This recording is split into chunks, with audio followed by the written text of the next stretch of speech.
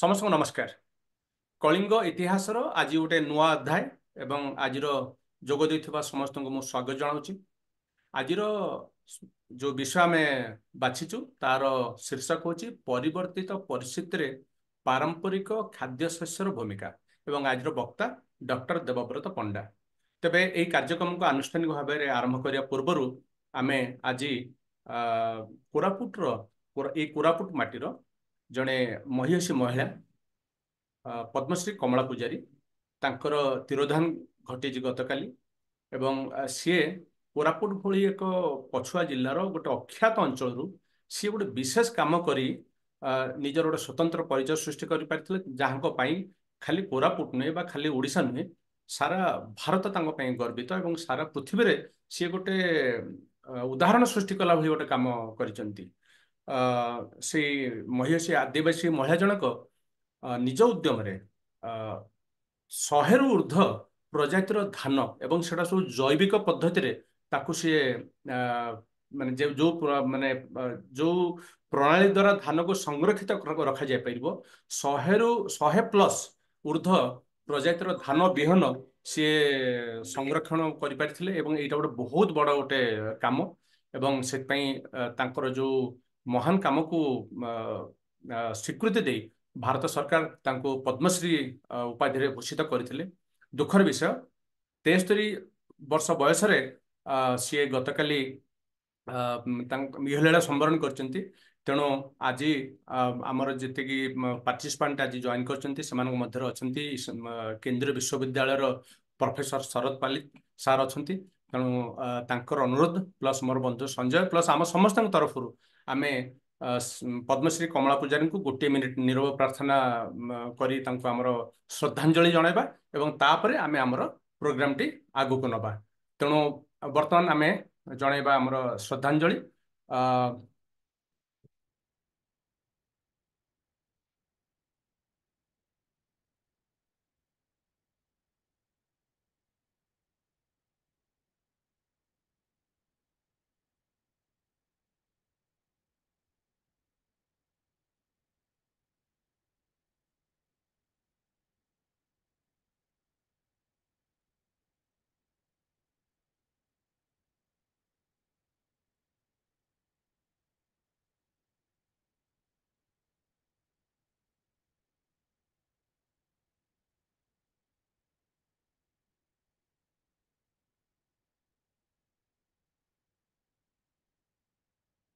ଧନ୍ୟବାଦ। ଗତକାଲି ଆମେ ହରାଇଛନ୍ତି କମଳା ପୂଜାରୀଙ୍କୁ, ଯାହାଙ୍କ ସହିତ ଆପଣମାନେ ନିଶ୍ଚିତ ଭାବରେ ବ୍ୟକ୍ତିଗତ ଭାବେ ମିଶିଥିବେ। ତେଣୁ ଆପଣ ତାଙ୍କ ସହିତ ତାଙ୍କ ବ୍ୟକ୍ତିଗତ ଭାବରେ ମିଶିବା ସମ୍ପର୍କରେ ଆଟଲିଷ୍ଟ କିଛି କୁହନ୍ତୁ। କାହିଁକି ମତେ ଲାଗୁଛି ଏଇଟା ଆମ ପାଇଁ ଗୋଟେ ସୁବର୍ଣ୍ଣ ସୁଯୋଗ ତାଙ୍କର ସ୍ମୃତି ଚାରଣ କରିବା ପାଇଁ। ମୁଁ ପାଲିତା ସାର୍ଙ୍କୁ ବି ଅନୁରୋଧ କରିବି ତାଙ୍କର କ୍ୟାମେରା ଆଉ ମାଇକ୍ରୋଫୋନ ଅନ୍ କରନ୍ତୁ। ଆପଣ ଦୁହେଁ ଟିକେ ତାଙ୍କ ବିଷୟରେ ଆପଣଙ୍କ ମାନଙ୍କର ଯାହା ଅନୁଭୂତି ସେଇଟା ଟିକେ କୁହନ୍ତୁ, ତାପରେ ଆମେ ଯିବା ପ୍ରଶ୍ନୋତ୍ତର କାର୍ଯ୍ୟକ୍ରମ। ଯୋଉ କୋରାପୁଟର ଯୋଉ ମା ବା ଆମେ ଦେଖିଲେ କମଳା ପୂଜାରୀ, ସିଏ 2019 ମସିହାରେ ପାଇଲେ ପଦ୍ମଶ୍ରୀ। ତା ପୂର୍ବରୁ ସେ ଗୋଟେ ଇକ୍ୱେଟର ଇନିସିଏଟିଭ ଆୱାର୍ଡ ପାଇଥିଲେ 2002ରେ। ସିଏ ପାଇଥିଲେ ଜୋହାନ୍ସବର୍ଗରୁ, ସାଉଥ ଆଫ୍ରିକାର ଜୋହାନ୍ସବର୍ଗରେ ସେ ହେଇଥିଲା, ଏଫଏଓ ତାକୁ କଣ୍ଡକ୍ଟ କରିଥିଲା। ସେ ପ୍ରଥମେ ସେଇ ଇକ୍ୱେଟର ଇନିସିଏଟିଭ ଆୱାର୍ଡ, ଯୋଉଟାକୁ ପ୍ରଥମ କହିକି ଯେତେବେଳେ FAO food and agricultural organisation ତାକୁ ତିଆରି ଦେଇଥିଲା, କଣ ନା ଯୋଉମାନଙ୍କର ପାଖରେ ସବୁ ପାରମ୍ପରିକ ଜ୍ଞାନ କୌଶଳ ଅଛି, ଯୋଉମାନଙ୍କ ପାଖରେ ପାରମ୍ପରିକ କୃଷି ର ବିଭିନ୍ନ ପ୍ରକାରର ଯୋଉମାନଙ୍କ ପାଖରେ କିଛି ଅନୁଭୂତି ଅଛି, ସେଇମାନଙ୍କୁ ହିଁ ସେ ଦେଇଥିଲା। ବଡ ଆ ପରବର୍ତ୍ତୀ ଅବସ୍ଥାରେ ଯୋଉଟା କି ଆମକୁ ଗୋଟେ କୋରାପୁଟକୁ ଏକ ନୂତନ ମାନ୍ୟତା ଦେବା ପାଇଁ ସେ ବହୁତ ସାହାଯ୍ୟ କରିଥିଲା। 2005 ମସିହାରେ ଏ ଗୋଟେ ଏଗ୍ରୋ ବାୟୋଡାଇଭର୍ସିଟି ହଟସ୍ପଟ ହିସାବରେ ଆମର ଯେତେବେଳେ ପ୍ରଧାନମନ୍ତ୍ରୀ ଥିଲେ ମନମୋହନ ସିଂ, ସେତେବେଳେ ମଧ୍ୟ ଡିକ୍ଲେୟାର କରିଥିଲେ 2005 ମସିହାରେ କୋରାପୁଟକୁ। ସିଏ ମଧ୍ୟ ପୁରସ୍କୃତ କରିଥିଲେ ଆମର ସେଇ କମଳା ପୂଜାରୀଙ୍କୁ, ଯେତେବେଳେ କୋରାପୁଟର ଆଗ୍ରୋ ବାୟୋଡାଇଭର୍ସିଟି ହଟସ୍ପଟ ହେଲା। ତାପରେ 2012 ମସିହାରେ important agricultural heritage site GIHS site ହିସାବରେ ଆମର ମଧ୍ୟ ମାନ୍ୟତା ମିଳିଲା, ଯାହା ମାନେ ବହୁତ ପରିମାଣରେ ଆମର ट्राडिशनल एग्रीकल्चर जो पारंपरिक एग्रीकल्चर पद्धति अच्छी मल्टीपल क्रॉपिंग सिस्टम हो ऑर्गेनिक फार्मिंग हो विभिन्न प्रकार कीटनाशक जो हमर जो ऑर्गेनिक जो पेस्टिसाइड सब अच्छी से ऑर्गेनिक पेस्टिसाइड्स यूज करके जो आदिम आदिवासी माने विभिन्न प्रकार सब ताको खाद्य शस्य को बंचेया ପାଇଁ जो सब पद्धति अच्छी ये सब लोकलोचन को आनिबारे साहाय्य करथिले तेणुकरी सेही महान व्यक्ति को आमे आज कहूचे कोन पई ना तांकरी परठू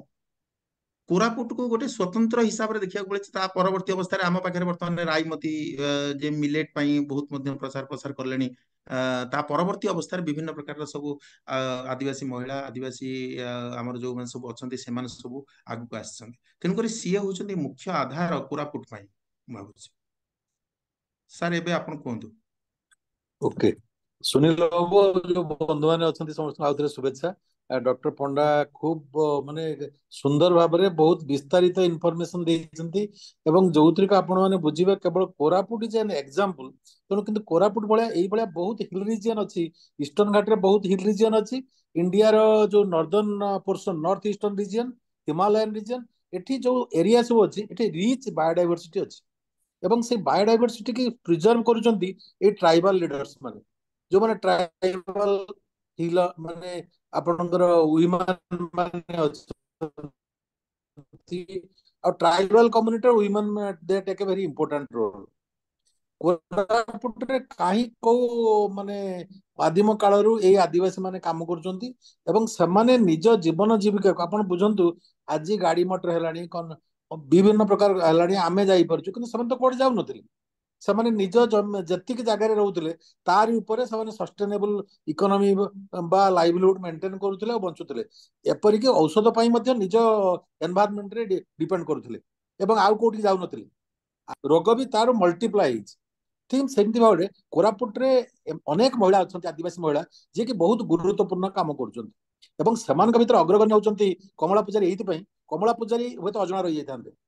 ପାତ୍ରପୁଟରେ ତାଙ୍କ ଘର जयपुर ठार बोधे 12-14 किलोमीटर दूर हम एवं से जगार से थे किंतु जे तांको लोकलोचन को आनिले हमर भारत रत्न एम एस स्वामीनाथन जो संस्था अच्छी से स्टडी कला जानिले जे एभली जने महिला अच्छा जी के काम कर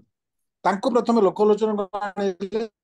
जा डॉक्टर पंडा कहले इंटरनेशनल एरिया को नेले जो इक्वेटर कथा कहले तापरे इंडिया रे हम पर्टिकुलरली ओडिशा रे हमर जो पूर्वतन मुख्यमंत्री थिले नवीन पटनायक गवर्नमेंट तांको मध्ये रिकॉग्नाइज कला एवं तांको योजना बोर्ड रे जो प्लानिंग बोर्ड रे तांको फर्स्ट टाइम